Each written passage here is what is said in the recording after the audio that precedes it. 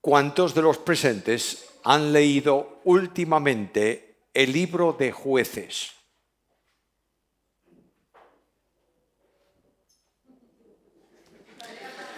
Es que ese está aparcado, naturalmente. Tenemos aparcado, los libros históricos los aparcamos y apenas los leemos. Y alguien puede decir, ¿y para qué los libros históricos? Bueno, al que no le gusta la historia, yo soy uno de los que no me gusta la historia, ¿qué le voy a hacer? Me gusta más otra cosa. Al que no le gusta la historia, leer los libros históricos es un problema. Y además, leer historias de hace 3000 años, peor aún. Pero los libros históricos tienen una razón de ser. El Espíritu Santo ha escrito, por medio de los escritores bíblicos, ha escrito, seleccionado por él, asuntos de la historia. ¿Para qué? Para nuestra enseñanza, dice el apóstol Pablo. De modo que tiene mucha importancia leer los libros históricos, porque nos van a decir en qué cosas cayó el pueblo de Israel para que nosotros no caigamos y qué cosas no hicieron para que nosotros las hagamos y recibamos la bendición del Señor. Por eso os invito a un libro histórico. Libro de Jueces, capítulo 16 y versículo 22. Jueces 16, 22. Dice así, y ese será el tema de esta mañana, si el Señor lo permite. Y el cabello de su cabeza comenzó a crecer. Qué extraña. ¿Qué es lo que va a decir el versículo con alguien que le crece el cabello? Bueno, tiene mucha importancia, lo vamos a ver Dios mediante en el desarrollo de esta reflexión. El personaje al que le crece el cabello es Sansón. Luego tenemos que entender lo que está ocurriendo en la historia de Sansón. Quiero mencionar 3 cosas para nuestra enseñanza esta mañana. Primero, el compromiso. ¿Cuál es el compromiso que tenemos que tomar en relación con el ejemplo del compromiso de Sansón? En segundo lugar, ¿cuál es el problema? También a la luz del problema que originó, se manifestó en la vida de Sansón. Y finalmente, ¿cuál es la restauración que cada uno de nosotros podemos tener tomando como ejemplo la historia de Sansón? Primeramente, el compromiso. ¿Cuál es la condición de Sansón? Mirad el capítulo 13, por favor, versículo 5. He aquí concebirás, está hablando el ángel a los padres de Sansón, a la madre de Sansón, he aquí concebirás y darás a luz un hijo, y navaja no pasará sobre su cabeza, porque el niño será, y esto es clave, nazareo a Dios desde su nacimiento. Sansón tenía una condición especial en el pueblo, era nazareo, no nazareno. Nazareno es el de Nazaret. Nazareo es aquel que estaba viviendo una experiencia de entrega incondicional de su vida a Dios. Se apartaba el nazareo para Dios durante un tiempo. Podía ser como Sansón toda la vida. Dios dice, va a ser para mí desde que nace. Por tanto, es instrumento mío. Pero podía ser por un tiempo. Tú un día decías, voy a dedicar 2 años de mi vida a Dios. Servirle como Él quiera. Y te comprometías si eras un nazareo durante 2 años. Ahora, el nazareo tenía que cumplir unas condiciones. En primer lugar, tenía que abstenerse de toda bebida alcohólica. Bueno, algunos no podrían de manera ninguna ser nazareo, pero lo que está diciendo la Biblia son las razones del por qué. No podía tomar bebida alcohólica porque no podía tener influencias en su interior que no sean directamente procedentes de Dios. Por tanto, no bebían vino ninguno, no tomaban nada relacionado con la vid. Tampoco podían cortar el cabello. Era el símbolo del nazareato. De manera que dejaba su pelo largo, no lo tocaban, no cortaban nada. Notáis que en la ley se le permitía a los hombres cortar las puntas del cabello y también arreglar un poco la barba, pero no se le permitía hacer una tonsura, un círculo de falta de pelo en su cabeza. Pero al nazareo no se le permitía tocar para nada su pelo mientras fuese nazareo. No podía contaminarse con ningún cuerpo muerto, es decir, si tocaba un cadáver o alguna cosa de estas, el voto de nazareato terminaba y tenía que empezar de nuevo porque había que dar a Dios el tiempo comprometido. Dios llamó a Sansón desde antes de nacer y dijo: es mío y va a vivir para mí. Su vida va a estar comprometida conmigo, va a ser instrumento en mis manos, por tanto, nazareo delante de Dios. Tenemos que tomar eso. ¿Y qué nos dice a nosotros el nazareato y cosas de este tipo? Bueno, vamos a hacer una aplicación de todo ese entorno histórico. En primer lugar, el creyente ha sido consagrado para Dios desde su nacimiento espiritual. Cuando tú has creído en Cristo, le has dado tu vida a Cristo. Cuando tú has dicho al Señor: Señor, tú eres mi Salvador, automáticamente Dios te separó del mundo y te consagró para sí. Por tanto, de la misma forma que aquello ocurre espiritualmente para nosotros hoy. Voy a Juan capítulo 17, en el versículo 16, Cristo ora. Y dice: Padre, no son del mundo, como tampoco yo soy del mundo. Santifícalos en tu verdad. Tu palabra es verdad. Entonces ya no son del mundo. Estaban en el mundo, siguen caminando por el mundo, pero no pertenecen al mundo. Y preguntamos: ¿y cómo consigue Dios tal cosa? Y la Biblia me responde: porque Dios te ha comprado por precio. Y voy a la Escritura y selecciono uno de los muchos textos que afirman esto. 1 Corintios 6:19. ¿O no sabéis que vuestro cuerpo es templo, santuario del Espíritu Santo, el cual está en vosotros, el cual tenéis de Dios y que no sois vuestros?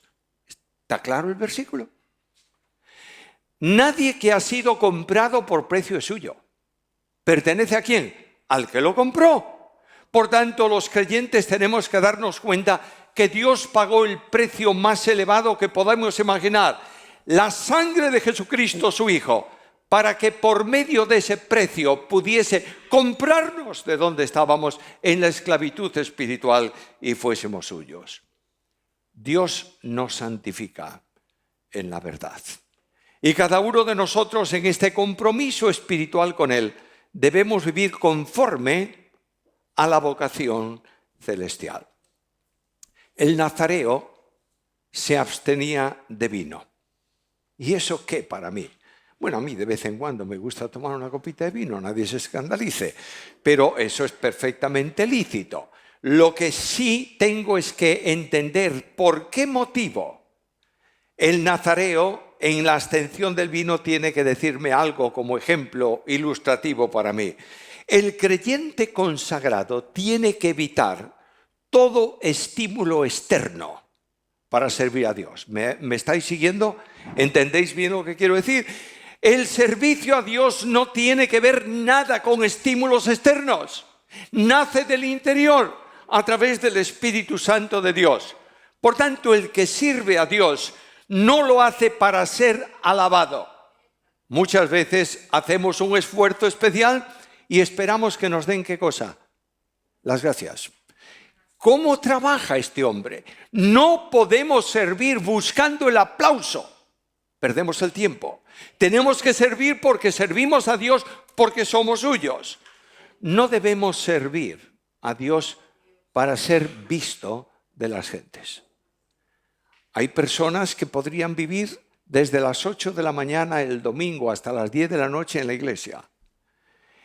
Trabajarían tempranito, harían las cosas durante el culto, después se quedarían y limpiarían, a la noche revisarían todo el edificio y cuando te encuentras con él en la calle le das un abrazo y le dices: eres un fenómeno. Si lo haces por eso, estás perdiendo el tiempo. El servicio tiene que ser impulsado por un motor central, que es Cristo y su vida. La obra de Cristo en la cruz. Cuando vemos a Cristo no vemos el exterior. ¿Te das cuenta de esto?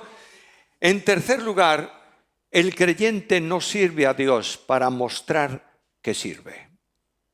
Lo hace en silencio, sabiendo que Dios es el que ve la acción de la vida del cristiano y el que entiende por qué motivo hacemos las cosas o las dejamos de hacer. Cuando eliminamos de la vida el estímulo del valor propio, es Dios el que nos utiliza como instrumentos. No hay instrumento que Dios pueda usar mientras tenga el instrumento alguna fuerza para hacer la obra de Dios. No sé si me entiendes con claridad esto. Imagínate, solamente pongo un ejemplo muy raro. Imagínate que vas a cortar el seto de tu finca, de tu jardín. Tienes unas tijeras al estilo antiguo y agarras las tijeras y cortas y la tijera te dice, no, por ahí no, por acá. ¿Tú qué haces con la tijera? Agarras la tijera, la tiras al cajón de la basura. Porque quien manda para funcionar en la tijera, ¿quién eres? Tú. De la misma manera, la vida cristiana es el Espíritu de Dios el que la usa. Y si estamos buscando algo al margen del poder de Dios, estamos desorientando la vida cristiana. ¿Me estás siguiendo o no? Tú puedes hacer todo el esfuerzo físico e intelectual que quieras, mientras no vivas en dependencia de Dios. Dios no puede aceptar tu servicio. ¿Hay algo más? Escucha la Biblia. El apóstol Pablo nos habla a nosotros de ese asunto y nos dice, digo pues, por la gracia que me es dada, a cada cual que está entre vosotros, que no tenga más alto concepto de sí que el que debe tener, sino que piense de sí con cordura conforme a la medida de fe que Dios repartió a cada uno. Sé cuerdo y piensa que si no es por la gracia de Dios, tú no puedes hacer nada en la obra de Dios. Y aquí tenemos un desafío tremendo. Hay personas que son orgullosos por ser excesivamente humildes. Y hay personas que quieren ser grandes y tienen que ser humillados. No sé si me estáis siguiendo y entendéis con claridad lo que quiero decir. El nazareo nos enseña a eliminar el espíritu de contención. Escucha la Biblia. Algunos a la verdad predican a Cristo por envidia y rivalidad, pero otros de buena voluntad, otros por amor. Aquí está el secreto. Algunos están sirviendo y haciendo esfuerzos en el servicio para ser más que otros. Yo hago más cosas que este o que aquel. Has perdido la vida cristiana. Solamente cuando sirves por amor, cuando obedeces por amor, estás alcanzando las cotas que Dios establece para la vida cristiana. Hay un problema más en esto de que se abstenía de vino, es decir, de ninguna cosa que pudiera influenciarle. El estímulo del poder preponderante de ser el dueño es contrario a la obra de Dios. Esto me afecta directamente a mí de forma especial. Afecta al liderazgo de la iglesia, pastores, ancianos, diáconos, personas que están ministrando y sirviendo al Señor en distintas actividades de la iglesia. Escucha la Biblia, por favor. Pastoread la grey de Dios que está entre vosotros, cuidando de ella, no forzados, sino voluntariamente, no por ganancia deshonesta, sino con ánimo pronto, no como teniendo señorío sobre los que están a vuestro cuidado, sino siendo ejemplos de la ley. ¿Te das cuenta de la diferencia? No hay peor cuestión que la arrogancia de querer dominar sobre los demás. No hay influencia externa que valga para el servicio cristiano. Quien sirve al Señor, hermanos queridos, depende solamente del poder del Señor y de la vida de fe. Dios nos llama a vivir una vida de fe. Escucha Habacuc, capítulo 2, versículo 4. He aquí el orgulloso. Su alma no es recta en él, mas el justo por su fe. ¿Entiendes esto? Es decir, el orgullo hay que sacarlo de medio, mientras que la fe de dependencia del Señor estimula y da poder a la vida de servicio. ¿Por qué? Porque la fe depende del que tiene todo el poder. ¿Y quién tiene todo el poder? Cristo lo dijo. El Señor Jesús dijo con toda claridad: toda autoridad me es dada en el cielo y en la tierra, pero añade algo más en su ministerio: y separados de mí, nada podéis hacer. Puedes tener lo mejor que tengas intelectualmente, ser el sabio más grande del mundo, en lo que tú quieras, en Biblia o en lo que te dé la gana. Si no estás dependiendo de Cristo, no vale para nada tu ministerio. ¿Me entiendes esto o no? Dios nos ha colocado para depender de Jesús y seguir las huellas de Jesucristo. ¿Algo más? Y también para los recursos cotidianos. ¿Estamos en un tiempo de problemas económicos o no? La cesta de la compra subió no sé cuánto, un 20 y tantos o un 30%. No, da lo mismo. Ha subido, sí. ¿Y la gente está apretando el cinturón un poco? Naturalmente que sí. Y hay creyentes que están viviendo inquietos, como si Dios no supiera cuáles son sus necesidades. No quiere decir el desidioso que le da lo mismo todo. Eso no es así. Pero lo que quiero decir con esto es que Jesús dijo: no os inquietéis por lo que habéis de comer mañana o vestir, porque vuestro Padre sabe que tenéis necesidad de todas estas cosas. ¿Sabes?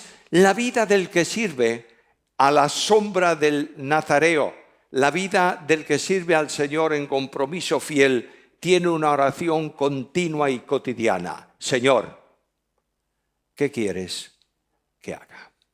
No es decirle al Señor: quiero hacer esto, mira, bendícelo tú. No, es ir al Señor de la obra y decirle: Señor, ¿qué quieres que yo haga? Ahora, el nazareo pagaba un precio por el servicio. Bueno, un precio por lo menos simbólico. Tenía el pelo largo, no podía cortar el pelo, y de alguna forma algunos señalarían al nazareo. Y mira, qué extraña pinta tiene. En cierta medida era el oprobio para la gente de la antigüedad, no solo para los tiempos de los jueces, también en los tiempos de Pablo. Pablo pregunta: ¿no os da vergüenza a los hombres dejar el pelo largo? Eso es, bueno, en nuestros días no. El tiempo y la sociedad, la moda ha cambiado, no importa lo que.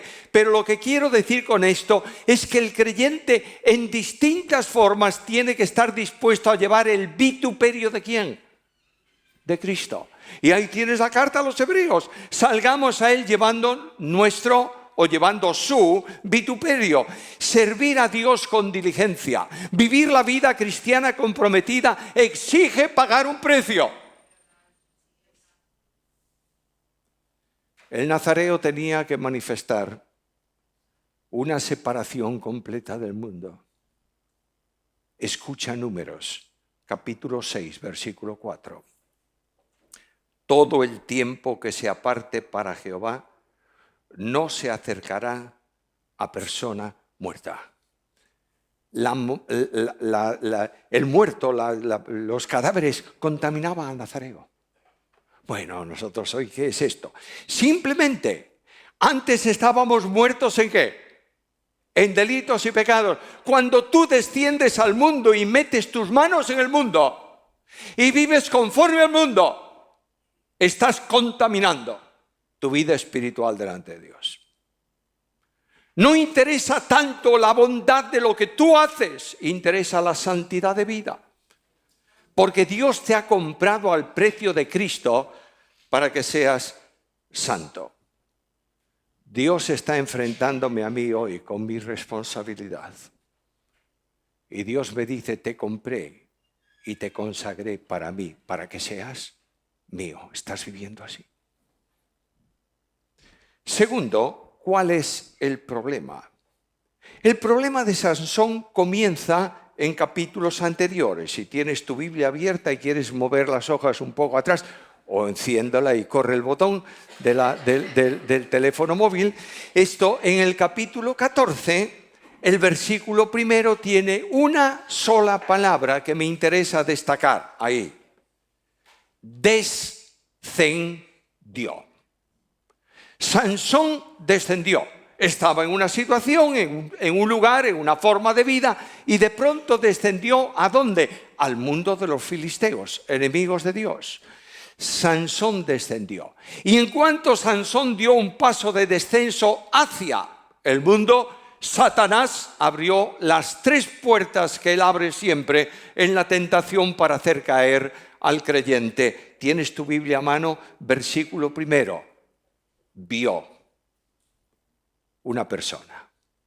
Versículo tercero. Me gusta esa persona. Versículo 8.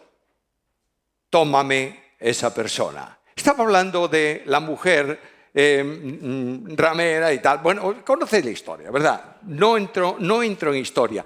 ¿Son los pasos en la caída del creyente? Siempre. ¿Cuáles fueron los pasos de Eva? Vio el árbol, codició el árbol, tomó el árbol. ¿Cuáles son los pasos de Acán? Vio el manto, codició el manto, tomó el manto. ¿Cuáles son los pasos de David? Vio la mujer, codició la mujer, tomó la mujer. No hay más puertas de caída en la tentación que las 3. Y aquí este hombre desciende y se hace sensible a estos problemas espirituales. Deja el lugar de victoria y desciende al terreno ocupado por los enemigos. Su propósito no era testificar entre los filisteos, era vincularse con ellos. Es decir, vivir como ellos, en su ambiente, en su forma, en su estilo de vida. Entra en la senda de falta de amor a Dios, porque el que ama a Dios no canta sobre el amor, guarda sus mandamientos. ¿Entiendes esto? Te amo, Señor, con el corazón. Qué bien, fantástico. Levanto mis manos a ti. También, estupendo, excelente. Esto, Señor, mírame, calma un poquito. ¿Me amas? Sí, Señor, te amo. ¿Estás guardando mis mandamientos? Cristo lo dijo con toda claridad. Si me amáis, guardad mis mandamientos. Por tanto,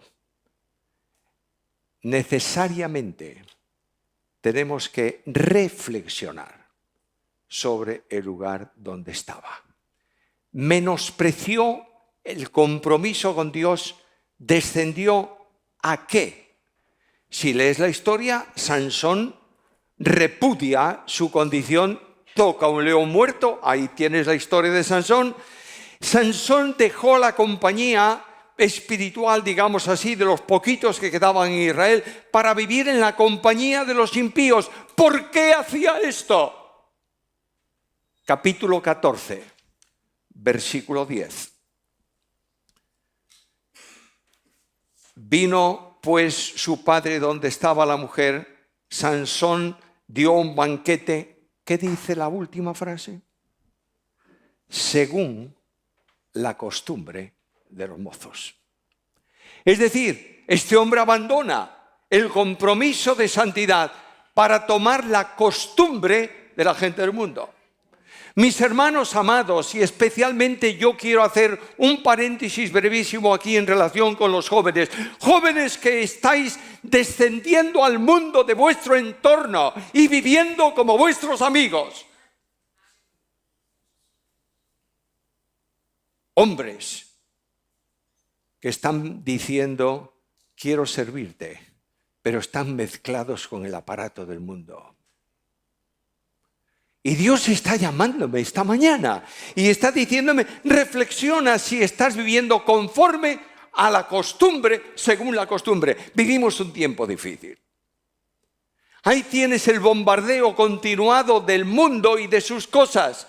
Sistemas de reflexión filosóficas, costumbres, que si el argumento o la cuestión de género o cosas por el estilo. Y además, esto no tiene tanta importancia. Hace tiempo sí era difícil, pero hoy en día todo Tú no eres del mundo.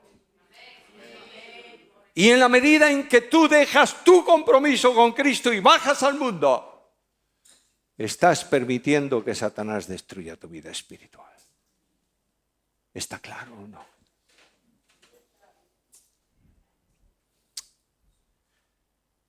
El problema se agrava en Sansón. Descendió y menospreció el compromiso con Dios y comienza a mentir. Sansón es un tremendo mentiroso. Ahí viene, ¿qué voy a hacer para que tu fuerza se doble? Pues me atas con cuerdas de mimbre. Mentira. ¿Esto qué voy a hacer para que tu fuerza se debilite? Mira, téjeme el pelo con el telar. Mentira. Y sigue mintiendo y desafiando a Dios, y de pronto viene el problema definitivo. Capítulo 16 y versículo 20. La última frase. Bueno, leemos el versículo entero. Y le dijo: Sansón, los filisteos sobre ti. Luego que despertó él de su sueño, se dijo: esta vez saldré como las otras y me escaparé. Escucha la frase. Pero no sabía que Jehová se había apartado de él. Es un problema que Dios se aparte de un creyente, es decir, no tenga comunión con él, ¿verdad? El problema más grave es que el creyente no sepa que lo hizo. Es una tragedia tremenda perder la comunión con Dios, pero es una tragedia mayor no ser consciente de eso. Y muchas veces estamos hablando de compromisos con Dios, de asistencia, de lectura de la Biblia, de oración y todas estas cosas. Lo primero que tienes que preguntarte en tu vida ahora mismo es: ¿dónde está Dios contigo y dónde estás tú con Dios? Diferente a esto es fracaso espiritual. ¿Lo entiendes o no? Y aquí viene el problema final. Un hombre antes libre es prisionero. Un hombre que podía ver las cosas está ciego. Y un hombre que se defendía con fuerza y tomaba las puertas de una ciudad y las llevaba a la cima de un monte, está moliendo trigo como un animal encadenado a la rueda de un molino. ¿Descendió? Sí, descendió. Mis hermanos queridos, tal vez estás en el camino del descenso. Y a veces nos preguntamos: ¿y ahora qué, Señor? Y la Biblia me presenta el texto clave. El cabello de su cabeza comenzó a crecer. Hay una restauración, hay una recuperación. Aquel cabello cortado que negaba el compromiso con Dios vuelve a ocupar el lugar, vuelve a crecer. Quiero decirte algo esta mañana. Dios actúa siempre en gracia. Lo repito, Dios ama siempre. ¿Quieres oírlo de otra forma? Si Dios deja de amar, deja de ser Dios. ¿Sabes por qué? Porque Dios es amor. Y ahí en el entorno tuyo, cerca de ti, puedes poner a lo mejor tu computadora para buscar el sermón del predicador más bíblico de la tierra, y puedes oír de su boca palabras como esta: Dios no ama al pecador. Mentira. Dios ama a todos, ¿sí o no? Él no puede tener complacencia con el pecado, y cuando tú te empeñas en vivir en el pecado, Dios va a disciplinarte, ¿o no? Pero lo que sí es cierto es que Dios no transige con el pecado, pero restaura al pecador. ¡Qué bendición tan grande! Este Dios me impresiona, me impacta. Dios cambia la vida. ¿Y cómo lo hizo para cambiar a Sansón? Lo primero que hace es permite que le saquen los ojos, de modo que Sansón deja de ver ¿qué? Lo que hay en su entorno. Pero esos ojos ciegos que no pueden percibir el exterior comienzan a ver ¿qué? Lo que hay en el interior. Y comienza una vida de reflexión. Y el cabello de su cabeza comienza a crecer. Y Dios lo lleva a la restauración en los siguientes pasos. En primer lugar, capítulo 16, versículo 28. Entonces clamó Sansón a Jehová.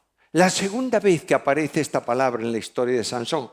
La primera cuando se está muriendo de sed después de pelearse con los filisteos y dice, Señor, me voy a morir aquí. Y Dios escucha el clamor y abre la fuente de agua para que Sansón pueda. Ahora que está seco espiritualmente, clama a Dios y Dios responde. ¿Sabes? Cuando tú clamas estás confiando en la gracia de Dios, no en tus fuerzas.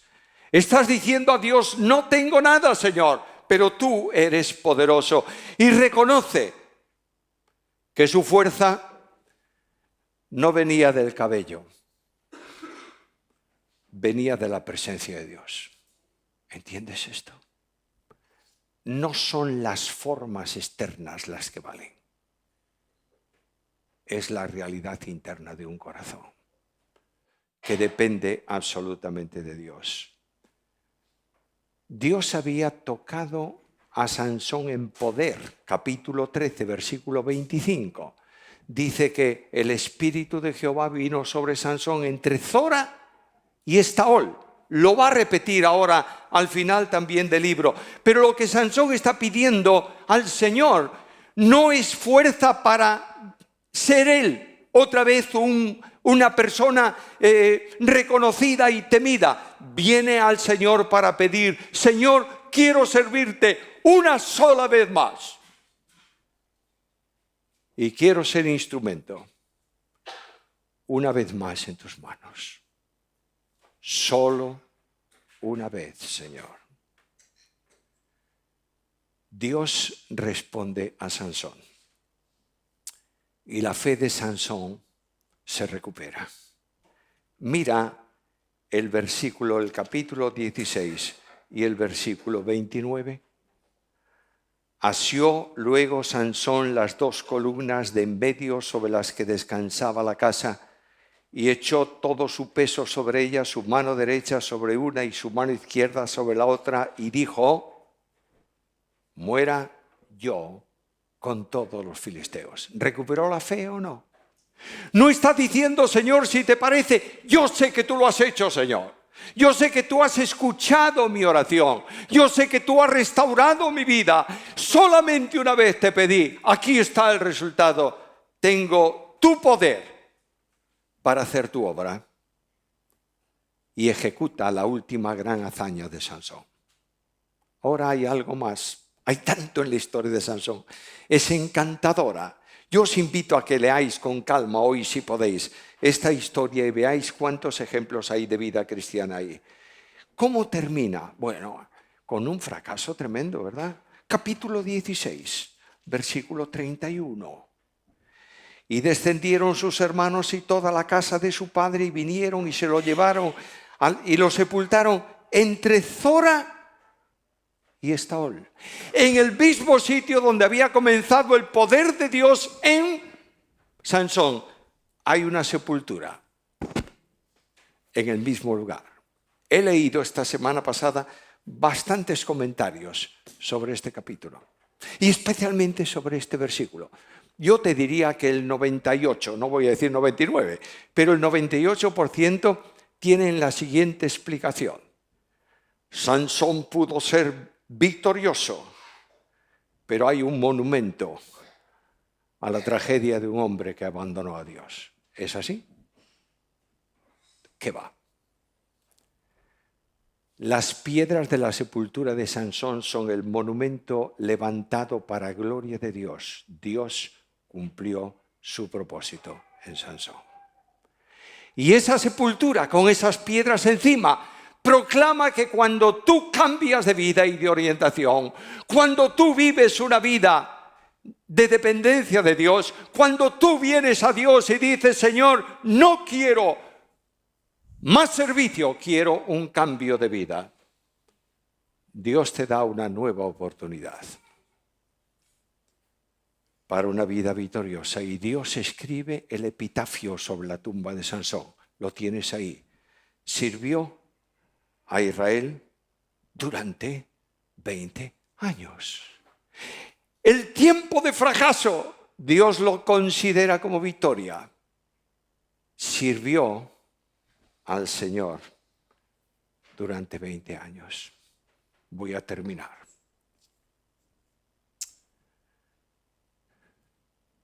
Quiero hacer una aplicación sencilla. Me incluyo en ella. Primero, tal vez te estás sintiendo lejos de Dios esta mañana. Tal vez te estás dando cuenta que has vivido una vida de apariencia. Tal vez te estás dando cuenta de que tu vida no es una vida de victoria porque el poder de Dios no está en tu vida, porque eres simplemente un instrumento de apariencia de piedad, pero niegas la eficacia de ella.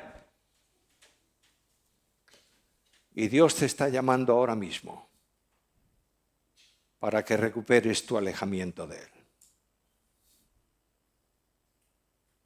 No para que digas, Señor, voy a orar más veces mañana por la mañana. No para que digas, Señor, voy a leer más veces, Señor, voy a hacer esto. No. Dios está llamándote a que tú le digas si estás dispuesto a tomar tu responsabilidad espiritual en el mundo de hoy y seguir a Cristo en el camino. ¿Estás dispuesto o no? Tienes que orar ahora mismo y decir al Señor como Sansón, solo esta vez, Señor, solo esta vez. No merezco nada, Señor, pero puedes darme otra vez tu poder. Esto no es un compromiso de cosas. Yo he caído muchas veces en pedir a la Iglesia compromisos de algo. El que se comprometa para estudiar la Biblia más, venga. El que se comprometa para orar más, venga. Nunca más lo voy a hacer. Estoy llamando a un movimiento de renovación, a un cambio de la razón de la vida, a un decir al Señor, vengo con mis cargas, pero quiero un compromiso de servirte y honrarte para tu gloria. Es un compromiso de dependencia. ¿Quieres asumirlo esta mañana? Voy a dejar unos instantes de reflexión personal, que tú inclines tu cabeza, que tú cierres tus ojos ahora mismo, que tú no te fijes en nada ni en nadie. Céntrate en lo que Cristo dice, te he comprado al precio de mi sangre. ¿Quieres adquirir el compromiso de vida esta mañana o no? Hay jóvenes entre nosotros, quiero llamar a los jóvenes, que estáis entusiasmados con tantas cosas, para que digáis al Señor, aquí me tienes, Señor, para gloria de tu nombre. Hay matrimonios esta mañana. ¿Por qué no tomas la mano de tu esposo, de tu esposa, y dices al Señor, quiero una vida diferente, Señor? Hay personas mayores que estamos ya al término de la carrera y decimos, ¿cuánto tiempo de fracaso? Dile al Señor esta mañana, solo una vez, Señor. Y mientras el grupo de alabanza termina cantando una canción y los intercesores vienen aquí adelante, yo quiero pedirte que tú te levantes de donde estás, seas joven, seas mayor, y vengas aquí adelante y digas a Cristo una vez más: Señor, Padre querido, ayuda a tu pueblo esta mañana para que todos tomemos hoy una decisión delante de ti. Y que tú puedas usarnos para gloria de tu nombre. Perdónanos y ayúdanos. En el nombre de Jesús.